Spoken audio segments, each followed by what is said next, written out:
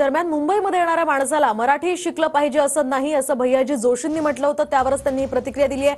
घाटकोपरची भाषा गुजराती असल्याचं भैयाजी जोशींचं म्हणणं आहे। तर संघाचे भैयाजी जोशी यांच्या वक्तव्यानं आता वादाची ठिणगी पडली आहे। भैयाजी जोशींचं वक्तव्य म्हणजे राजद्रोह असल्याचं या ठिकाणी संजय राऊतांनी म्हटलंय। एक भाषा नाही, मुंबईच्या अनेक भाषा आहेत, पण त्या त्या भागाची काही भाषा असते। तर घाटकोपर परिसराची भाषा तर गुजराती आहे।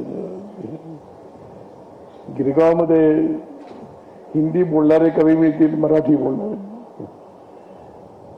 त्यामुळे मुंबई सोपं आहे की येणाऱ्या माणसाला मराठी शिकलं पाहिजे असं नाही।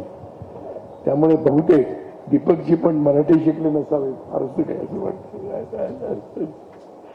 मराठी ही आमची राजभाषा आहे, अशा प्रकारचं वक्तव्य हे राजद्रोहात बसतं। हे औरंगजेबापेक्षा भयंकर कृत्य आहे की मराठी तुमची भाषा नाही सांगणं। हे भैयाजी जोशींच्या संदर्भात महाराष्ट्राच्या विधानसभेला या राज्य सरकारला निंदा ठराव आणून त्यांचा धिक्कार करावाच लागेल, नाहीतर तुम्ही मराठी आईचं दूध प्यायलेले नाही, तुमच्या दुधात भेसळ आहे आणि तुमच्या जन्मात भेसळ आहे। देवेंद्र फडणवीस राज्याचे मुख्यमंत्री आहेत, त्यांनी सांगावं, आणि त्यांचे जे दोन मिंधे उपमुख्यमंत्री आहेत ना, दोन मिंधे लाचार, बरं का, त्यांनी सांगावं, उभं राहून सांगावं त्यांनी विधिमंडळात आज हिंमत असेल तर। आणि नुसतं सांगू नका, निषेध करा, धिक्कार करा। ज्यांनी वक्तव्य केलंय त्यांना सांगा परत हे वक्तव्य केलं तर याद राखा।